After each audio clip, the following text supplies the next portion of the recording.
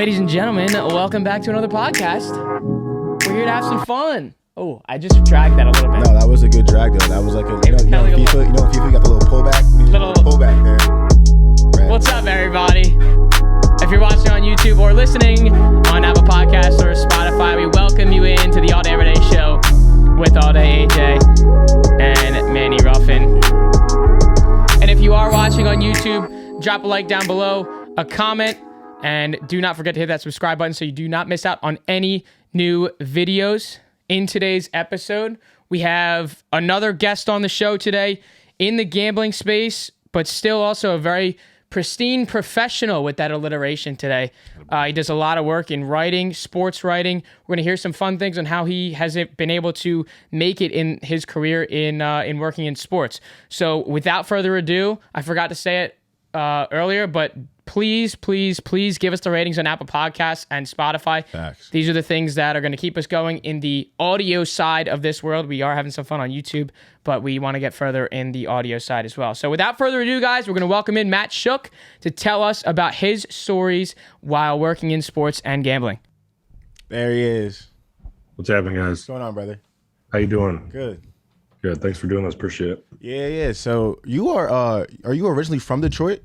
Yeah. Okay, so you were like a full Detroit fan, like Lions fans, all that? Oh, yeah. Because I'm a Birds fan, and you guys gave us a little bit of a scare over the weekend. I don't know what was good with that. The Lions look good this year, though. What do you think about them? It's kind of the same as last year, like good enough to hang around and, not going to give up. But I'm a little concerned about the overall talent level. But I guess it's more like a year or two away from being, But yeah, it was entertaining. At least they came back and made it interesting. No, yeah, I felt like they look a little different this year for sure. But like, you like the Pistons too? Because I feel like the Pistons are on the up and up as well. Yeah, for sure. That's the team that we're mostly excited about here.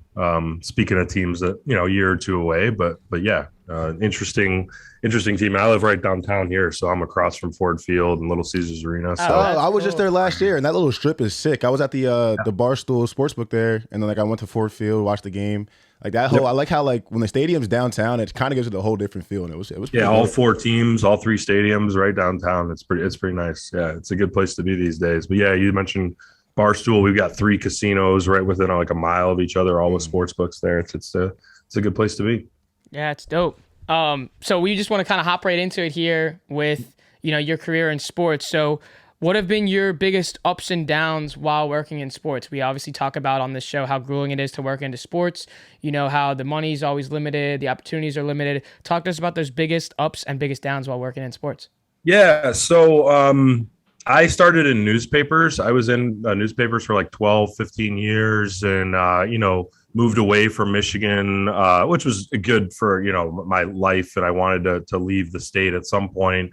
So I moved to Missouri for a little while, the Ozarks down in Southwest Missouri, Springfield, moved down to the Virgin Islands for a while, moved to Chicago as well, just kind of following these newspaper journalism jobs. And it was, which was a positive and a negative in a lot of ways. You give up those nights and weekends, you grind at that first and second job out of college where maybe you're not making a lot of money.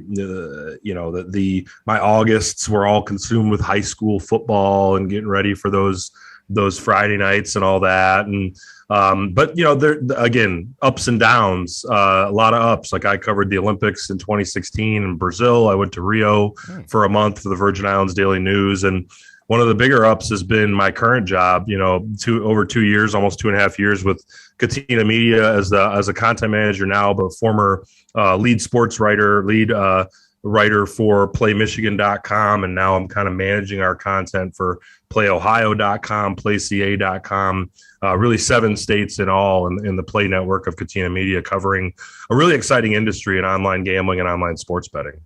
So did you start in this industry like kind of in like the print days, like with the newspaper, correct? So like, yes. What are kind of like the biggest differences like between the print, like journalism back in the day and then now with like social media and all that taking over? Like you obviously probably prefer the social media ways it does now, but I'm not going to assume it for you. Yeah. It makes it so much easier.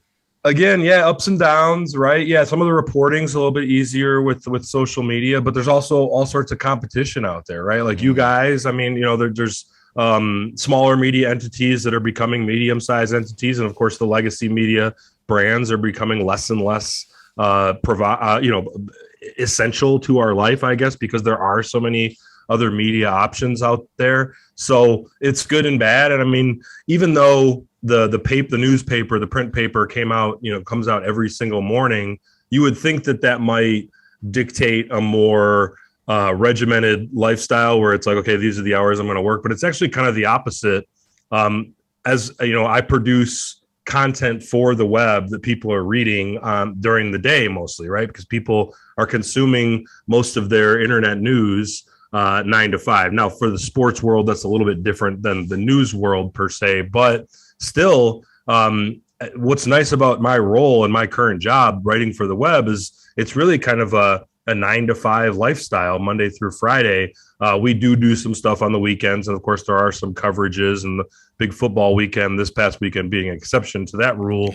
But yeah, it's conducive to a little bit more of a easier, more normal lifestyle than I was accustomed to. You know, in the Virgin Islands, working until 1:30 in the morning, putting the paper out so it's ready for the next day in the morning.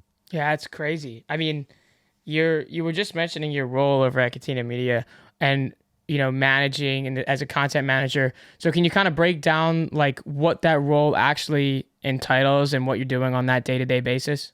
Yeah, so I'm in charge of covering 7 states about what's going on for online gambling, and it just so happens that the wave of online gambling regulated right now is sports betting. So in my group are the states that have not yet launched. So we're preparing our sites to be ready for when launch happens. The main one being Ohio, because it's January 1st that sports betting is going to launch in Ohio. California, there are 2 ballot initiatives on this November 8th on election day, where Californians are going to vote on whether they should allow retail sports betting at tribal casinos, and a separate initiative for online sports betting through, you know, FanDuel, DraftKings, BetMGM, all those names that we hear about so much on commercials and just ubiquitous through American life right now. So my job is to manage a team of editors and writers. And I was one of those writers and was one of those editors before I kind of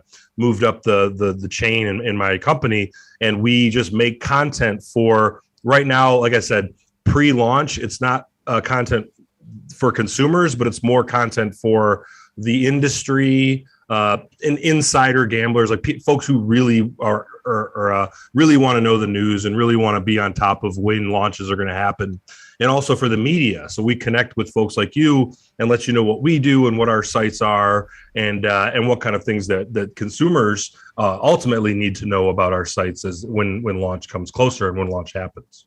How long would you say it will take for everyone in the States to be able to gamble online? That's a great question, and I wish I had a great answer for you. We're at about 30 plus states right now that have some form of sports betting there. But as far as like online sports betting, I always say that it's going to be not everywhere, but most places. And I don't know if joke is the right word, but kind of a company industry joke is that like, hey, it's probably never going to go to Utah, right? I mean, it's just like a very socially conservative state. Sorry, so Utah. maybe that might, sorry, Utah, that might be the one state that holds off, or maybe there are others as time goes on. But you know, red state, blue state, there are more red states coming along. The most recent launch was Kansas, which is known as more of a red state. So, it'll be, I would say, something like for online sports betting in most every state, 48 states or whatever, 49 states, something like within the next 6-7 years, something like that. Oh, wow. And it's, you know, we're talking Florida within the next 2 or 3 years, Texas within the next 2 or 3 years. And if this California thing passes in November, those huge states, California, Texas, Florida, could be tipping points for pretty much everyone to get on board. I just love how passionate you are about the gambling side of you know, covering sports. And at least from the research that we've done on you, I mean, we didn't always see the things on you as covering just dynamically all around sports gambling. So what kind of brought you to covering sports gambling versus, you know, covering Detroit sports, covering Chicago sports? What kind of brought you over to gambling?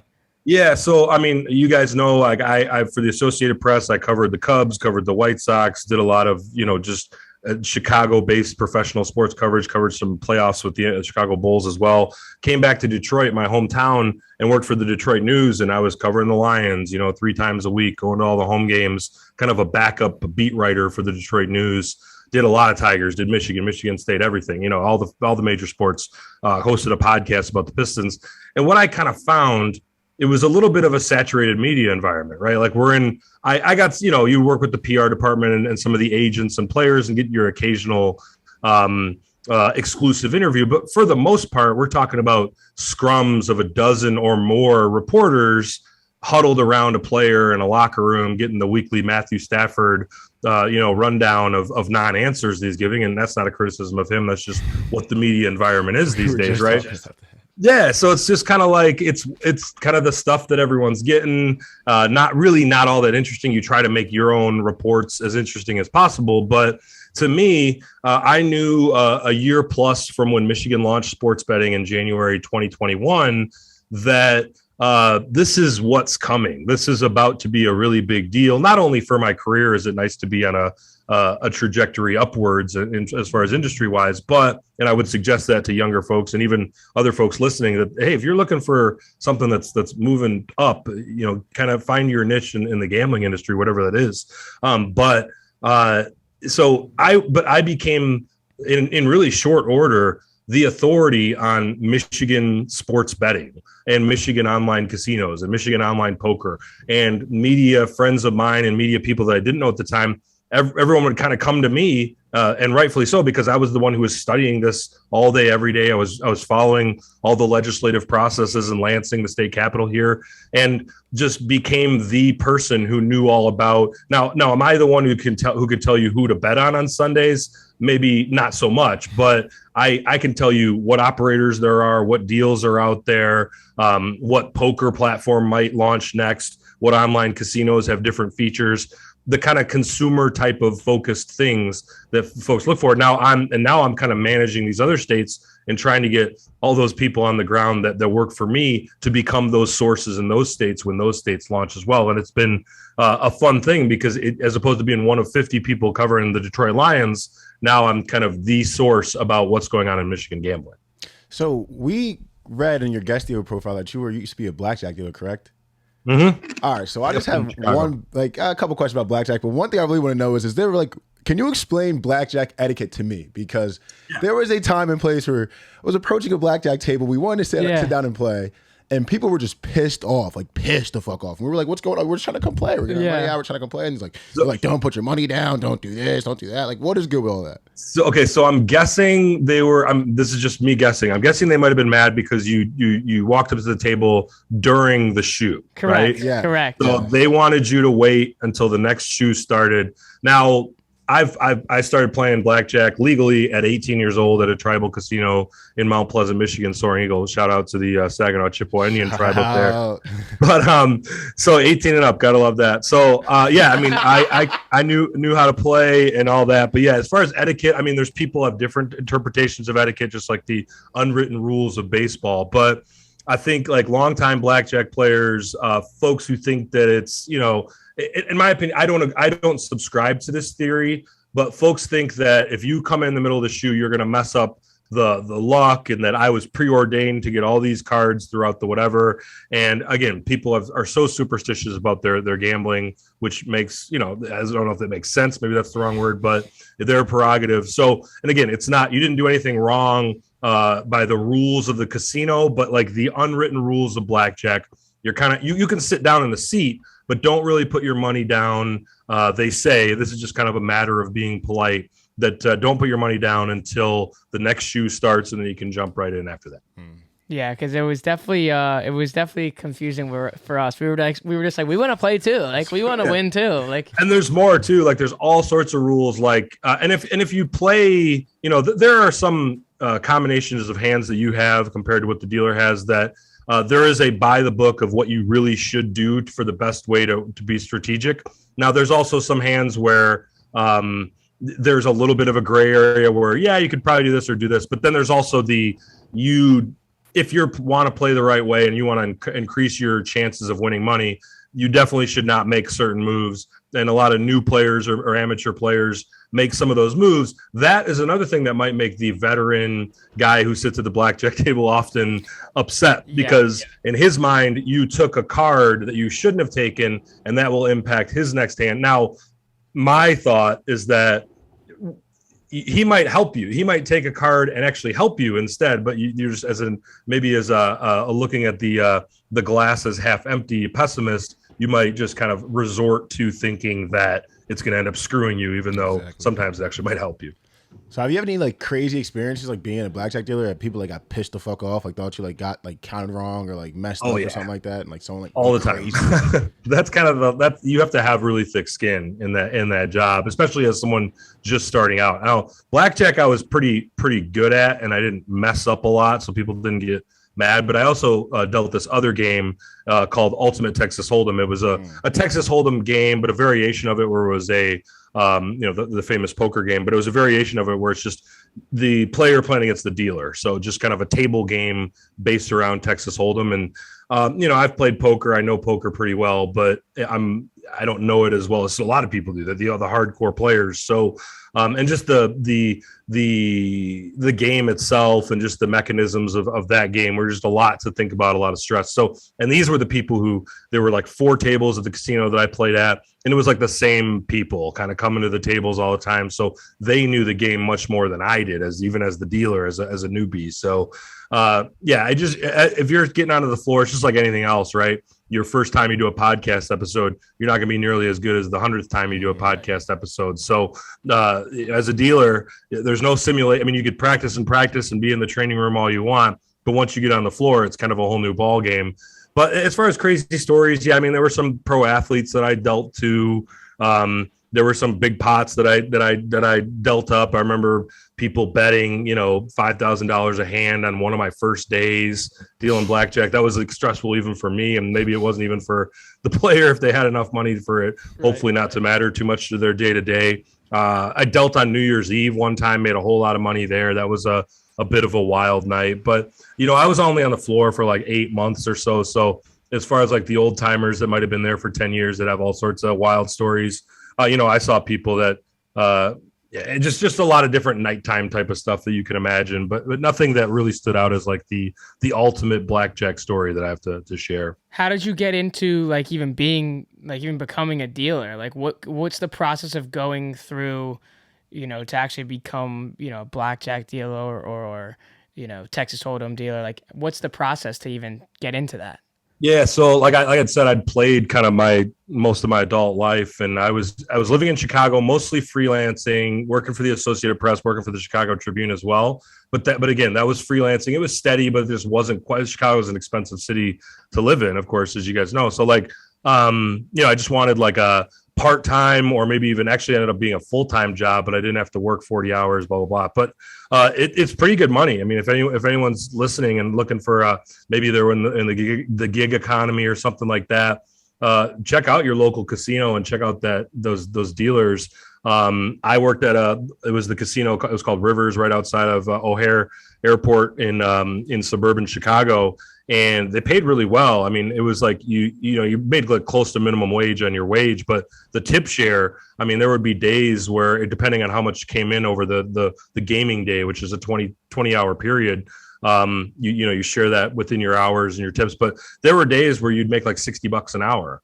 Now that was kind of the high end, the unusual day, but not too far from that was kind of the typical day of what you would make at the casino. And you're on your feet the whole day. It's a physical kind of thing. It's monotonous at times, and you're getting yelled at a lot of times. So of course, like any job, there's some drawbacks, but it's something that I would kind of encourage folks, especially young people who want a different kind of experience. I had to do like 4 months or so of training and pass a couple tests and stuff like that, but they paid you a little bit during the training. As long as you weren't desperate for money during that time period and had a little bit extra to kind of get through that time. And they're making you train like 3 hours a day. It's not crazy. So it worked out good. And it was kind of held me over at a period of my life where I was trying to figure out what I was doing between freelance, part-time, full-time kind of stuff. And I would recommend it if anyone's thinking about it.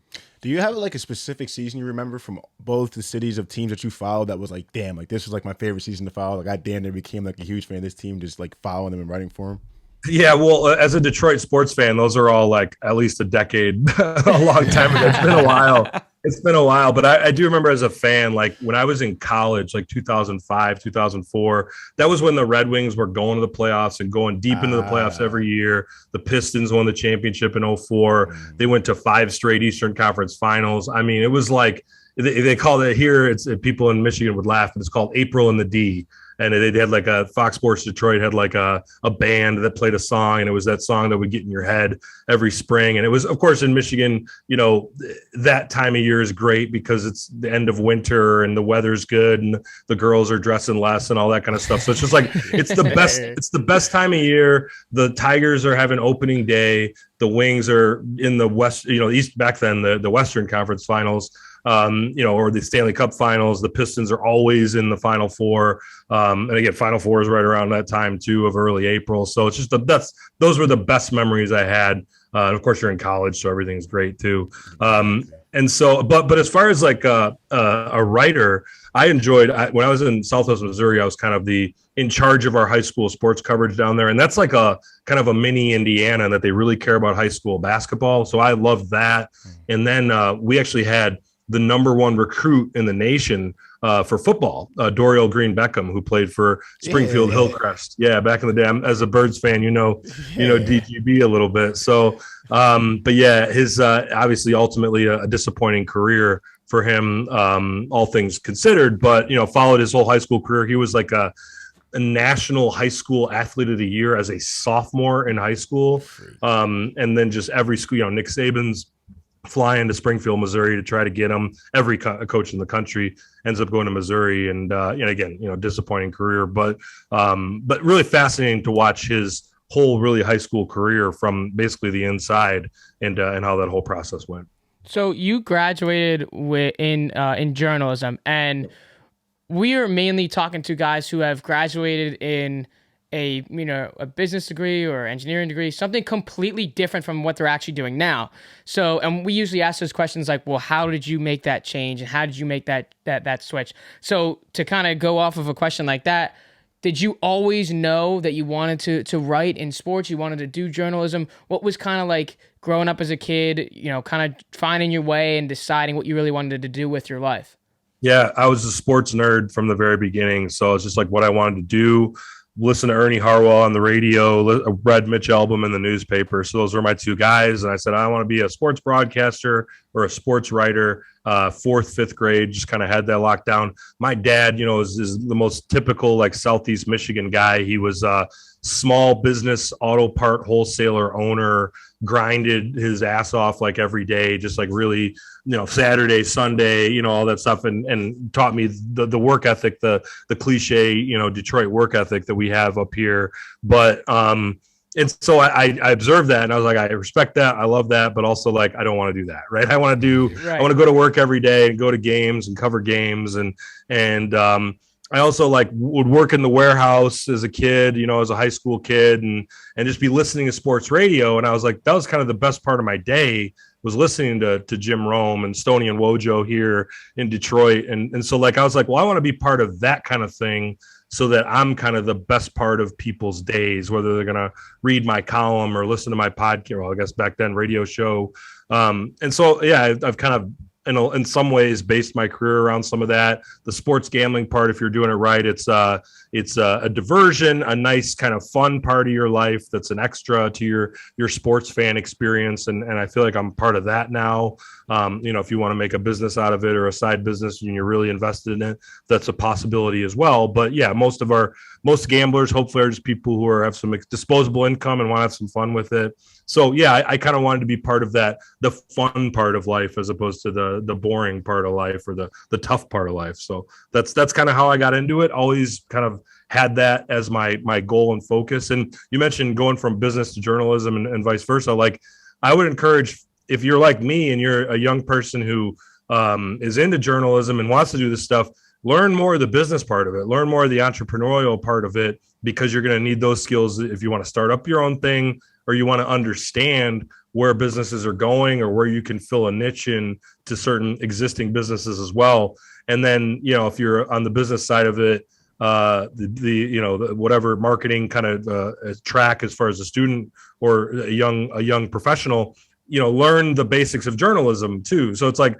go to both sides of it, learn like what reporters do, learn what TV folks do, and what those processes are like, and the amount of prep work that goes into a radio show and a podcast, the amount of research that goes into a newspaper or an internet article to make sure that things are right. We all make mistakes at times, but make sure you have a process that enables you to be right 99 times out of 100, and just follow those paths that maybe aren't the thing that or the things that aren't as most comfortable to you from your training or your upbringing.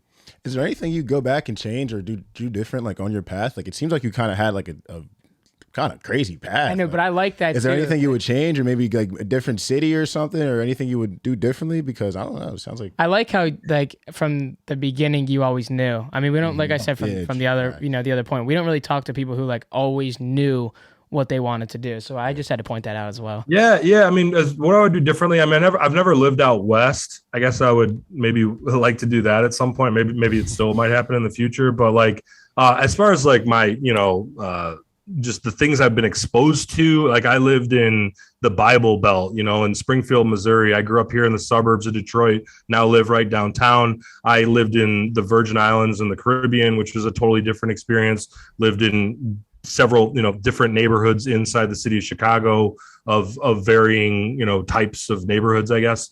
And so like, I feel like I've been well-rounded kind of stuff. I don't have really very many regrets at all. I mean, should you have left a certain place a little bit earlier, maybe even stayed at a certain place a little longer? Yeah. During a Michigan winter, do I miss the Virgin Islands? Yeah, for sure. But for the most part, yeah, I mean, I'm kind of someone who likes change every 3-4 years and kind of being stimulated in different kind of ways. So to me, it's been great. And I'm real happy where I'm at as far as a landing spot right now too. What's the biggest thing you've learned throughout your career in writing? Was it maybe a mentor that you had, or just your experiences at working at multiple different companies along the way? What's kind of the biggest thing you've learned?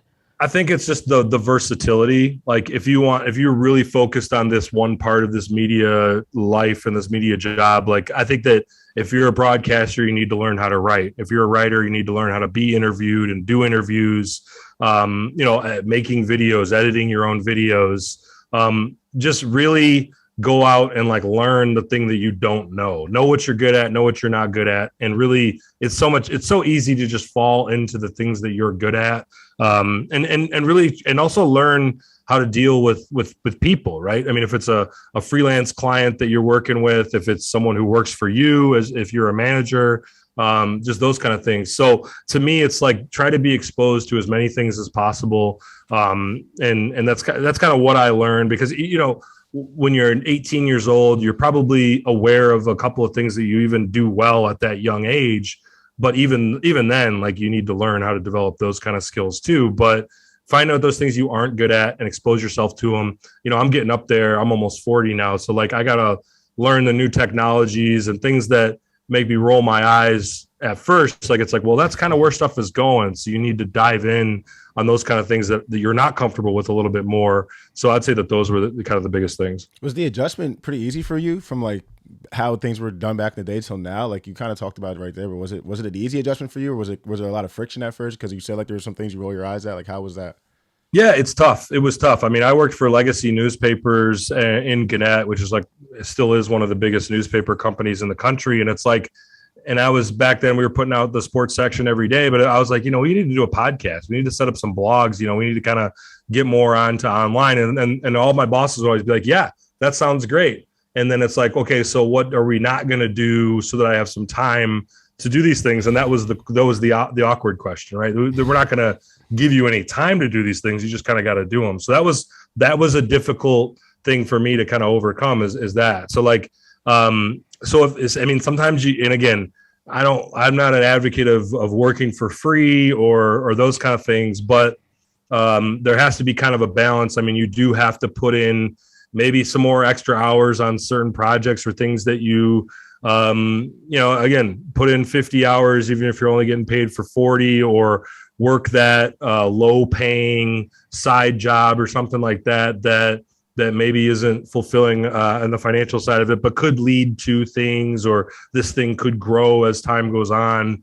I'm all for those kind of investments in yourself, as long as there's a path that you see, or a road that you see for something that could become bigger, or could lead to something else. Just making and again, maybe it's not the most calculated risk, but put some time into something, put years into something, and see how it goes too. So just yeah, all those.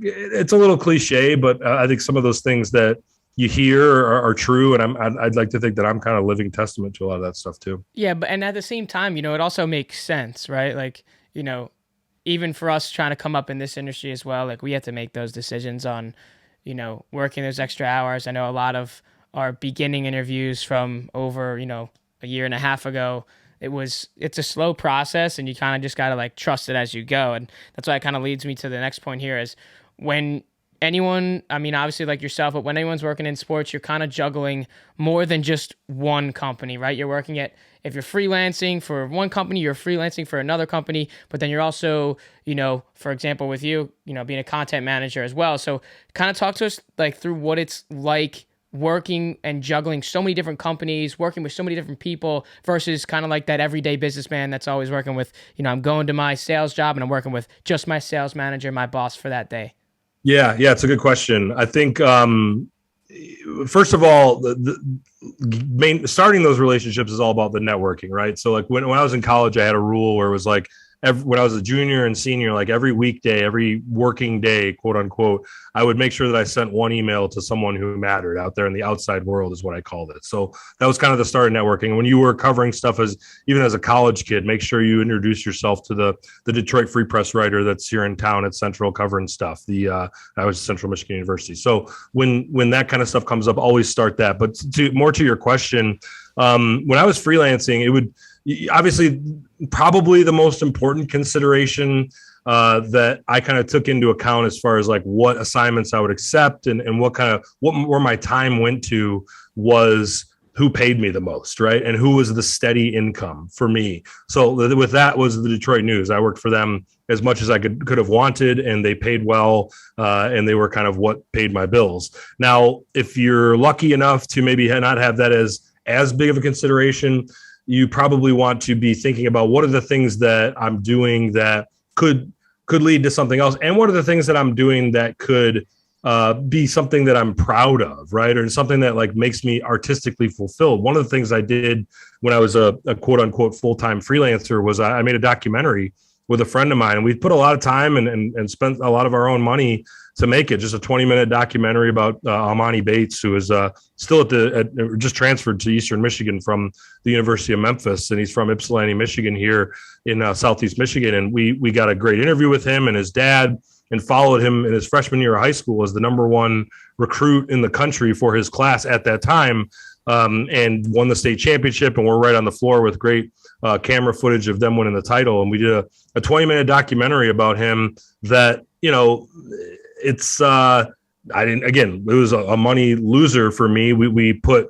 the licensed music on there, so we weren't able to sell it to anyone, and really didn't want to, because we wanted to maintain that creative control that we had.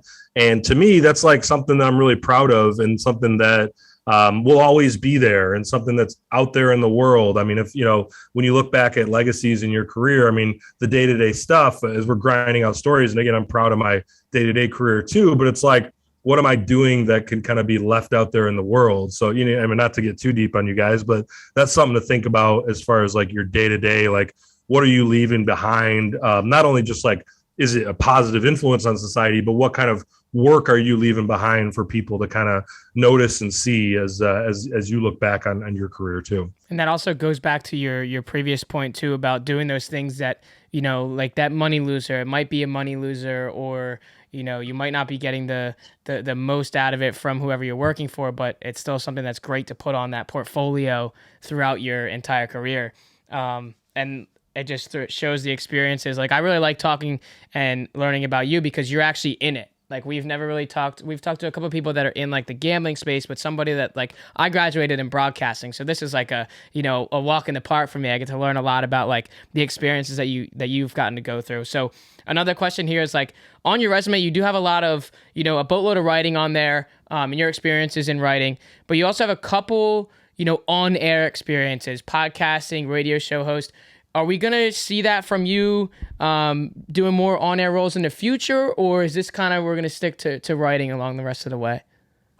So I used to host the Locked On Pistons podcast, and it's part of the national network that David Locke, the Utah Jazz radio broadcaster, started. Those guys that are still in the Locked On network do a great job.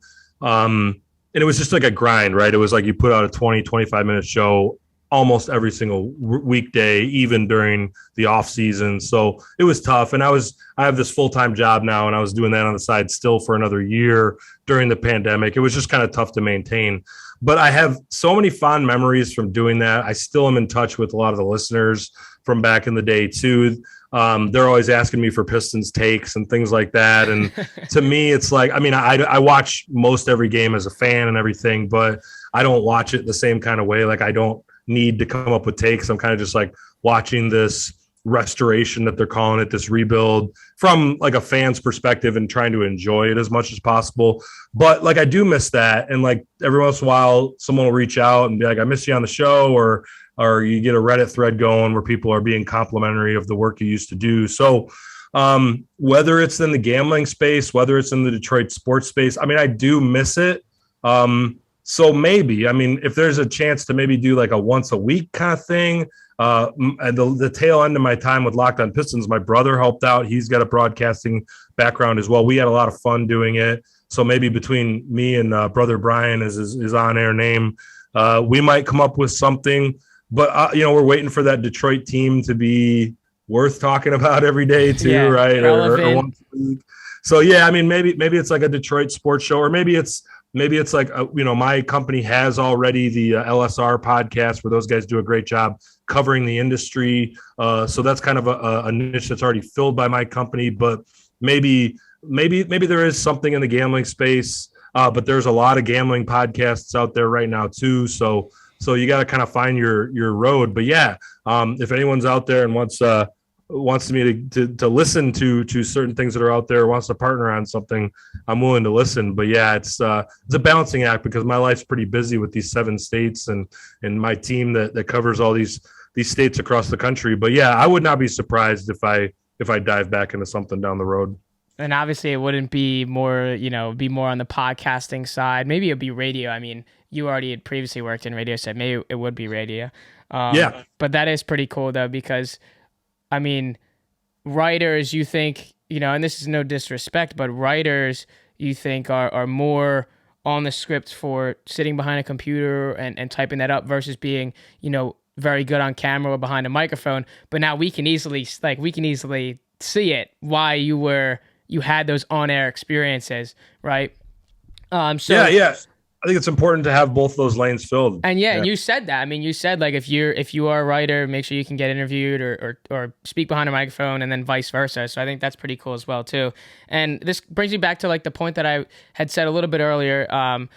Part of working in sports is kind of adapting to moving to different jobs, and this is like back to the point of working at multiple different places. And I think the stigma around that is it's tough to stay in one place and for like an extended period of time. And it's kind of like looking at our generation where it's like we can't hold a job for longer than 2 years. So is it kind of in your opinion, in your experiences, is it tough to stay in one specific place, or do you have to move around to different places because you're going to get those different experiences and you're going to meet those different connections? Do you almost have to move around, or, are you going to be like, these sportscasters like a Scott Van Pelt where you're there for 20 plus years, and Mel Kiper that's been there since, way too long. So is it that you have to move around when you're first getting into this industry? I think that when I came into the media full-time world, which is like 2006, a while ago now, it's a little bit different than it is now. I think that not that back then I needed to move around, but first of all, personally, I wanted to move around. So it was something that it wasn't like a detriment to me. But I think that back then, because it was like you're either going to be on the radio or doing newspapers. I mean, there were a little bit of podcasts, but nothing was really monetizing itself to a degree that it was, sustainable to be your main source of income or something like that. So I would say that back then it was like, okay, my friends that work in TV, you move to that like really small network or that really small market, then you get the medium-sized market, and hopefully you're at like a large market for your third job or something like that. Same thing for newspapers, right? Now, if you go to Columbia Journalism School and get your master's, maybe you can go to the Washington Post right away. But I would say that's more the exception than the rule, where you go to that small paper, medium-sized paper, big paper. But again, that's all like 15 years ago talk. Now, I think like if you grow up in, let's say, Detroit, you want to cover these teams, you want to talk about these teams. Now, will you graduate college and get a job at the Detroit Free Press right away? It's possible, but probably not. Like there's not as many traditional media jobs out there unless you're an exceptional talent and put in the work as a young person. But I would suggest that you start your own kind of niche and start your own thing, right?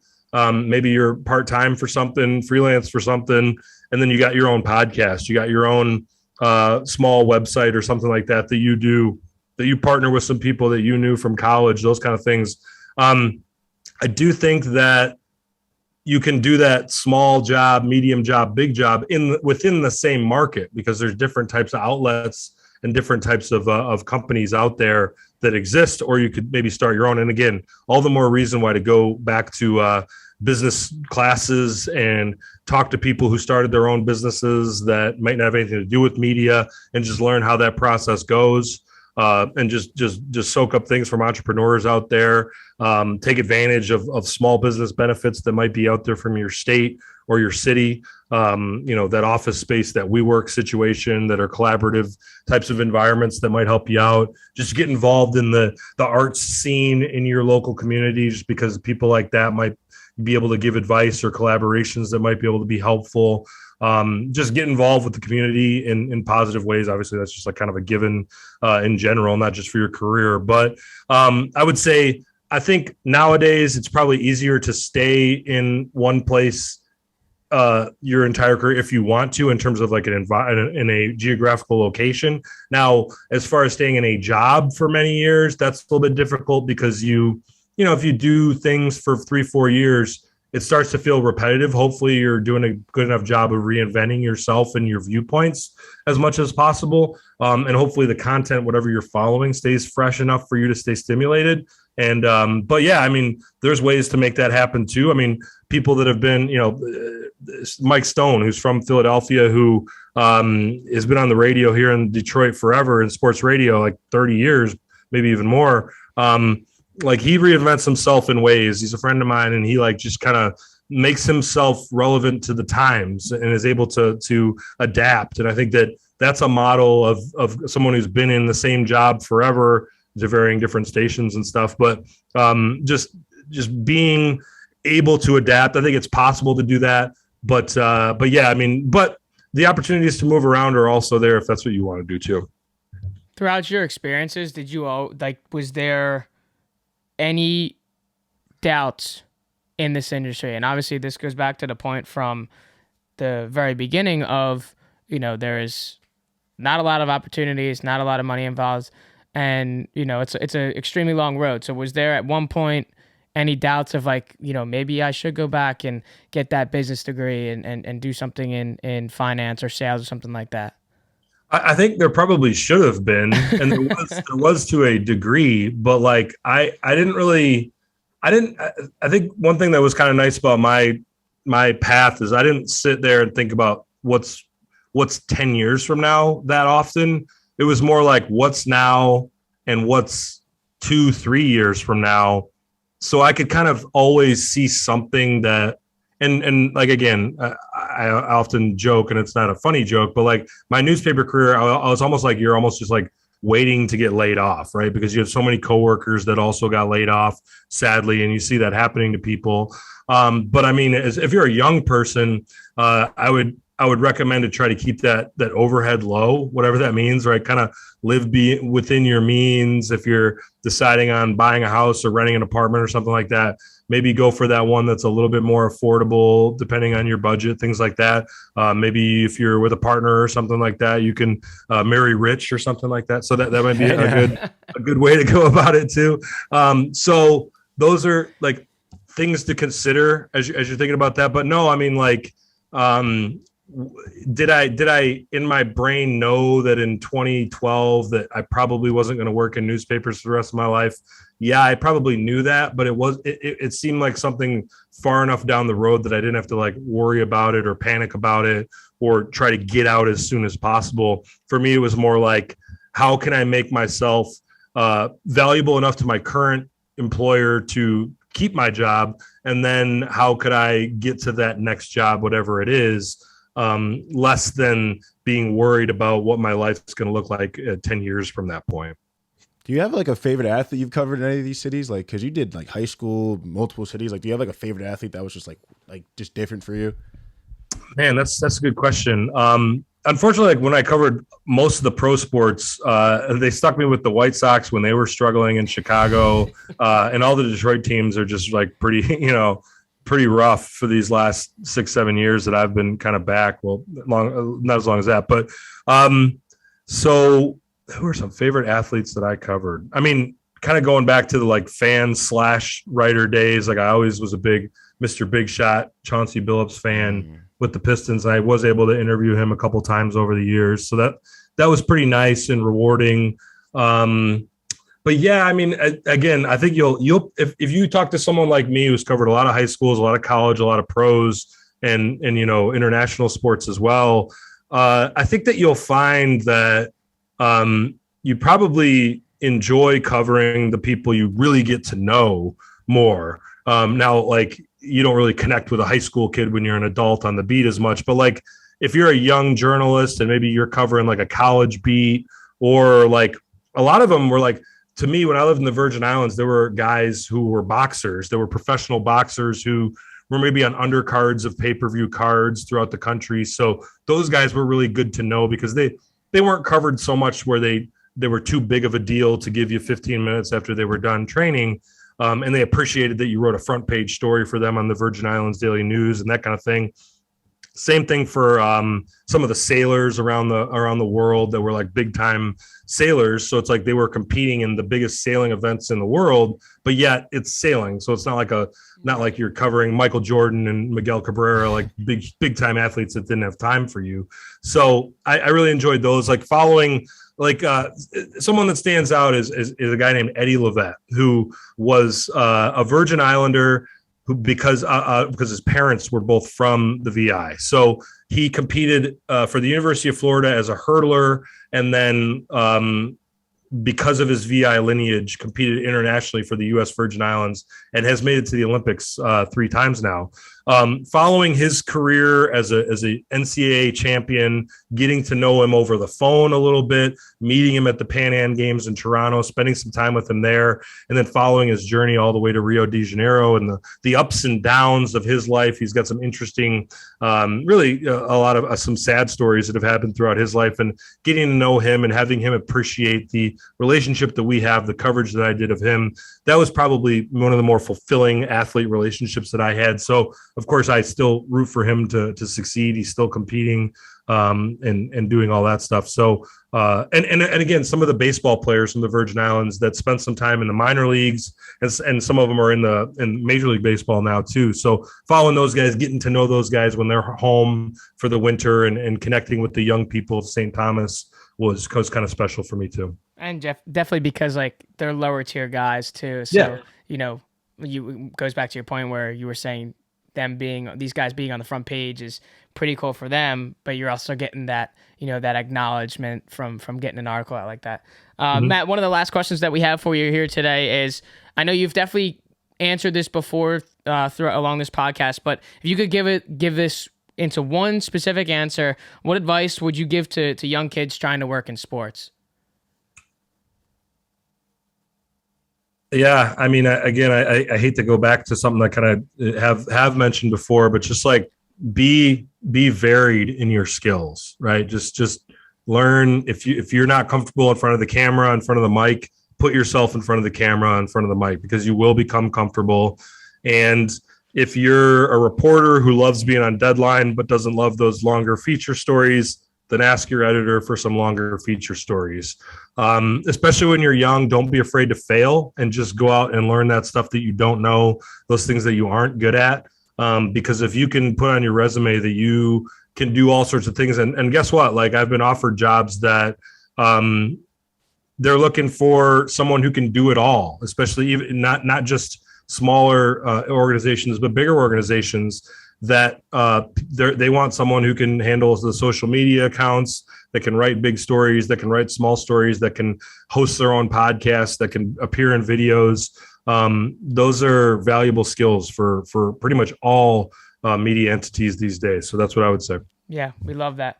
Matt, we appreciate your time so much today. We appreciate the conversation, how valuable this was to us and many of you guys out there listening that are trying to work into sports.